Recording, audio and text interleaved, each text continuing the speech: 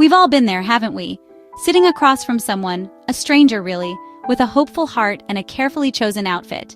You imagine the witty banter, the easy laughter, the little spark that says, hey, maybe this could be something. But then the evening takes a turn. The conversation stalls, the connection fizzles, or worse, it curdles into something uncomfortable, something that makes you shrink in your seat. A bad date is a universal experience, a rite of passage most of us would rather skip. It leaves you feeling a little raw, a little foolish, and profoundly alone in that feeling, even when you know millions have felt it before you. But sometimes, a bad date isn't just awkward. Sometimes it's humiliating. It's a story you bury deep down, one that feels too sharp and too personal to share. It becomes a secret shame that whispers nasty things in your ear long after you've paid the bill and escaped into the night. These are the dates that don't just fail to launch a relationship. They actively try to dismantle your self-worth. They hold a mirror up to your deepest insecurities and confirm your worst fears. For a moment, you let someone else's distorted reflection of you feel like the truth, and that kind of sting lingers. For those of us in bigger bodies, the landscape of dating can feel like it's mined with these moments. The fear isn't just about a lack of chemistry. It's about judgment.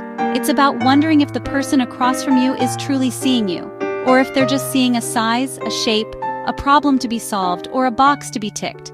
This story is about one of those nights. It's my most humiliating date, a memory I've replayed in my mind more times than I can count. I'm sharing it not for pity, but for power. I'm sharing it because I know I'm not alone, and I want you to know you aren't either. This isn't just a story about a date gone wrong. It's a story about finding your voice when someone is trying to silence you. It's about the moment you decide that your value is not up for negotiation, no matter who is sitting across the table. It's about turning a moment of deep humiliation into a foundation of unshakable self-respect. We all have these stories, these battle scars from the dating world. By sharing them, we take back the narrative.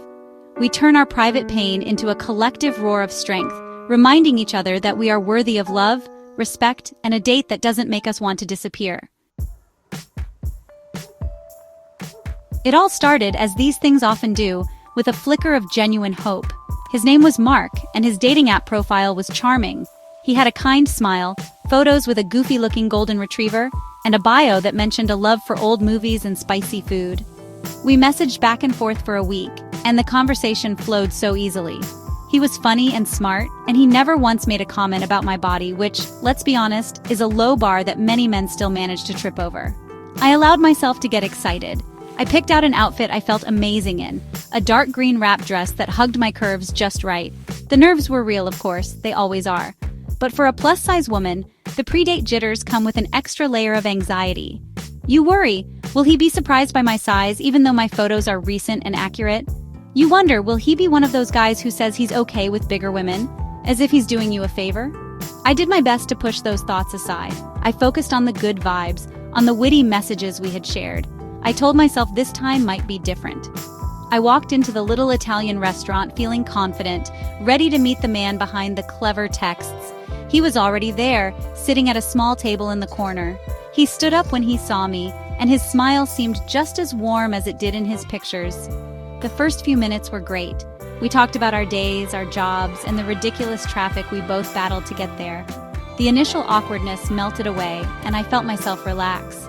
I ordered a glass of wine and let myself believe that this was it, a normal, nice date. But then the first little crack appeared. As the waiter came to take our order, Mark looked at me and said, "You go first. I'm sure you've already got your eye on something delicious." It was a small comment, seemingly innocent, but the way he said it, with a little smirk, felt loaded. It felt like a gentle jab, a subtle nod to the stereotype that fat women are always thinking about food. I brushed it off, telling myself I was being too sensitive. I ordered the chicken parmesan because it sounded good, not because I was fulfilling some sort of cliché. But the seed of doubt had been planted. A tiny, uncomfortable feeling started to sprout in my stomach, and it had nothing to do with the pre-date butterflies. It was the familiar, sinking feeling of being seen, not as a person, but as a type. As our appetizers arrived, the small cracks began to widen into noticeable fissures. Mark started talking about his ex-girlfriend. He described her as super fit and a gym fanatic. He went on and on about their hikes, their 5K races, and her strict diet. She was obsessed with calories, he said with a laugh, as if sharing a fun fact. I just nodded, pushing a piece of calamari around my plate. Every word felt like a comparison, an unspoken scoreboard where I was clearly not racking up any points. He wasn't just talking about his ex. He was establishing a baseline of what he considered desirable, and I was nowhere near it. He then smoothly transitioned the conversation to my own lifestyle.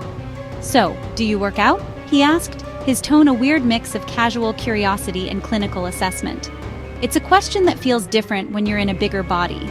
It doesn't feel like small talk. It feels like an interrogation. It feels like someone is trying to figure out if you are a good fatty or a bad fatty. Are you trying to fix the problem of your body? I gave a vague answer about enjoying swimming and long walks, trying to steer the conversation back to neutral territory like the old movies we had supposedly connected over. But he was relentless. The microaggressions kept coming, each one a tiny paper cut.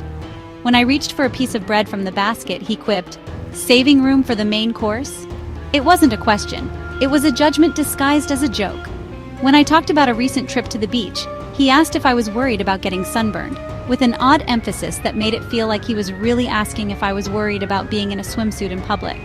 Every comment was a subtle reminder of my body, a way to keep me in my place and ensure I never forgot that my size was the most interesting thing about me. The hope I had walked in with was completely gone. In its place was a hollow ache. I felt like I was under a microscope, my every move and choice being scrutinized.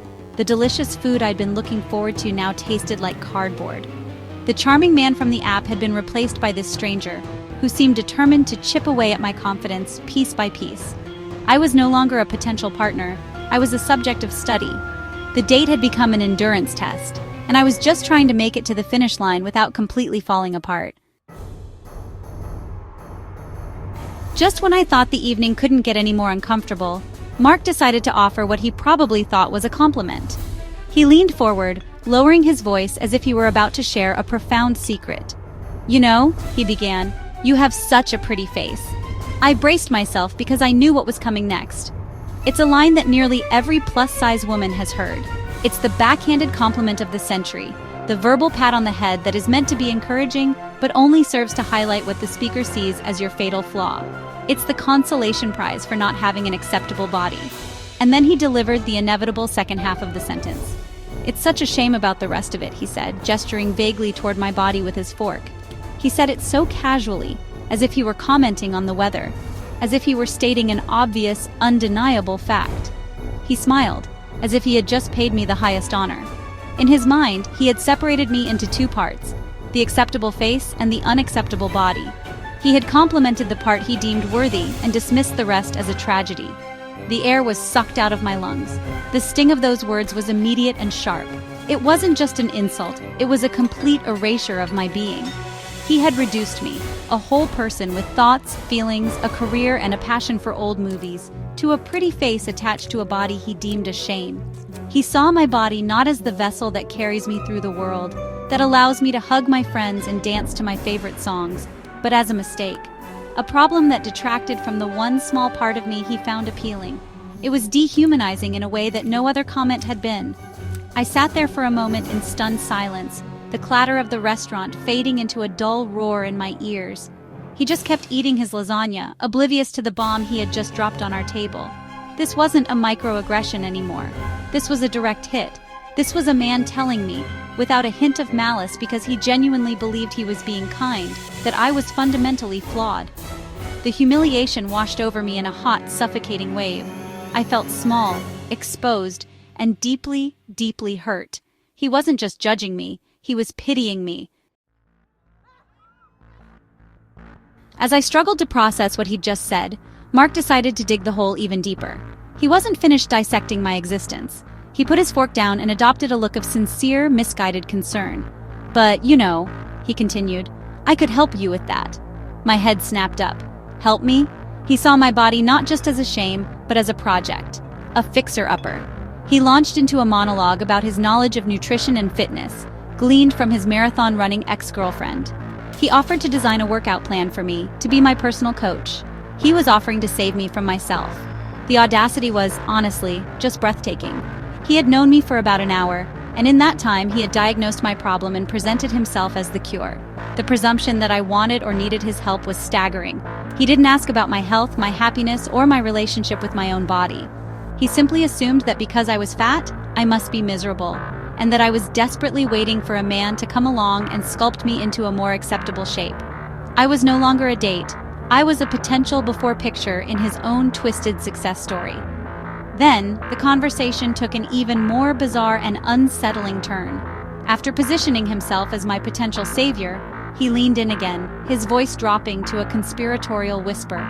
"Don't get me wrong," he said with a wink. "I have a thing for bigger girls. It's kind of my kink." And there it was, the final disgusting piece of the puzzle. I wasn't just a project, I was also a fetish. He wasn't interested in me, Chrissy, the person. He was interested in a specific body type that fulfilled a private fantasy for him. A fantasy that apparently coexisted with his desire to fix the very thing that attracted him. This was, honestly, the ultimate whiplash.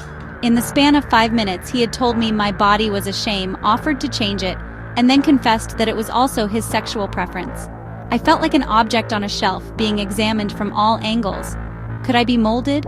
Could I fulfill a specific purpose? Was I a project or a fetish? It was clear that I was not, in his eyes, a person. I was a concept, a collection of parts to be judged, improved, and consumed. The humiliation had curdled into a cold, hard anger. I was done being analyzed. Something inside me snapped. It wasn't a loud, dramatic break, but a quiet, firm click. It was the sound of my patience running out. It was the sound of my self-respect roaring to life. For the entire evening, I had been absorbing his comments, trying to be polite, trying to de-escalate the awkwardness. I had been shrinking myself to make him more comfortable, a habit that so many of us learn. But his last comment, the one that toggled between shaming me and fetishizing me, was a line too far. It was the straw that didn't just break the camel's back, it vaporized it. I looked at him, really looked at him for the first time all night without a filter of hope or nervousness. I saw a man who was deeply insecure, a man who needed to categorize and control the world around him to feel powerful. His words weren't really about me. They were about his own weird hang-ups, his own narrow definitions of beauty, and his own conflicting desires. He wasn't a charming guy with a golden retriever. He was a walking, talking collection of red flags. And I realized, in that moment, that I didn't have to sit there and listen to any more of it. The anger that had been simmering in my stomach finally boiled over. But it wasn't a messy, screaming rage. It was a calm, clear, and powerful anger. It was the kind of anger that clarifies things. It burned away all the humiliation and shame and left behind a solid core of certainty. I was done. I was done with this date, I was done with this man, and I was done ever letting anyone make me feel this way again. My worth was not a topic for his dinner conversation. My body was not a project for his ego. My existence was not a kink for his gratification. I took a slow, deep breath. I could feel the shift inside me. I was no longer the victim in this scenario. I was no longer the polite girl trying to smooth things over. The power dynamic in that little corner of the Italian restaurant was about to change. He was still rambling on, completely unaware of the internal revolution that had just taken place across the table from him. He was about to find out that the pretty face he'd complimented had a voice, and she was finally ready to use it. The show was over. I placed my napkin deliberately on the table beside my half-eaten plate of chicken parmesan. I looked Mark directly in the eye, and he finally stopped talking, sensing the change in the atmosphere. "I'm going to stop you right there," I said, my voice even and steady. It didn't waver. It didn't crack. It was filled with a strength I didn't know I had until that very moment. His smug smile faltered, replaced by a look of genuine confusion. This was not part of his script. The project was talking back. "This has been, without a doubt, the most insulting and humiliating hour of my life," I stated, not as an accusation, but as a fact. "My body is not a shame," I continued, my voice gaining volume. "It is not a project for you to fix. And it is certainly not a kink for you to get off on. It's my body. It carries me, it keeps me healthy, and it is not, under any circumstances, up for your review or commentary." I saw a flash of panic in his eyes. People at the tables nearby were starting to look over. I didn't care. Let them look. Let them hear. I opened my purse, pulled out enough cash to cover my meal and my uneaten wine, and placed it firmly on the table. "I am a whole person, Mark, and you have spent this entire evening trying to break me down into parts you can understand. I'm not interested in being your science experiment. I stood up, my chair scraping slightly against the floor. I felt 10 feet tall. Every ounce of shame had been replaced by a powerful sense of pride. I had stood up for myself. I had refused to absorb his toxicity. I had honored myself in a way I never had before. Have a good night, I said, though I didn't mean it. It was a formality, the closing line of my performance. I turned my back on him, on his open mouth and his stunned expression, and I walked away. I didn't rush. I didn't scurry out in embarrassment. I walked. That walk out of the restaurant was one of the most empowering moments of my life. The cool night air hit my face, and it felt like freedom. I didn't cry. I didn't feel hurt anymore. I felt cleansed. I had walked into that date hoping for a man's approval, and I walked out of it with something far more valuable, my own. I had refused to be diminished. I had taken a situation designed to humiliate me and turned it into a declaration of my own worth. That night, Mark didn't break me. He accidentally showed me how strong I really was. That horrible date with Mark ended up being a gift. It was a painful, terribly wrapped gift, but a gift nonetheless. It taught me that my self-worth is not conditional.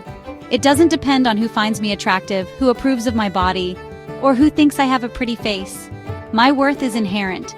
It's the unshakable foundation of who I am, and it is never, ever up for debate. I learned that my voice is my most powerful tool. Staying silent in the face of disrespect isn't being polite. It's a betrayal of yourself. Speaking your truth, even when it's scary, is the ultimate act of self-love. This experience also opened my eyes to the power of community. When I finally got the courage to share this story with my friends, I was met not with pity, but with a chorus of "me too." Their stories were different, but the feelings were the same. The sting of being judged, the pain of being reduced to a stereotype, the struggle to feel worthy in a world that is constantly telling you that you're not. By sharing my humiliation, I found solidarity. My shame couldn't survive in the light of our shared experiences. It transformed into a bond, a collective understanding that we are not alone in these battles. If you are reading this and nodding along, if you have your own Mark story buried in your heart, I want you to know that I see you. Your story is valid, your feelings are real, and your worth is absolute. You are not a project, you are not a fetish, you are not a before picture. You are a masterpiece right now, exactly as you are. Don't let the narrow-mindedness of others convince you otherwise. Don't ever shrink yourself to make someone else feel big. Your space in this world is yours to take up, unapologetically. So let's make a pact. Let's agree to stop carrying these humiliating stories as secret burdens. Share them. Write them down, tell a friend, scream them into a pillow if you have to. Turn your pain into power. Let every insulting comment and every backhanded compliment be the fuel that strengthens your resolve. Let's build a community so strong and so loud that our collective voice of self-love drowns out the whispers of judgment. Because you are worthy. We are worthy. And that is the one truth that no bad date can ever take away from us.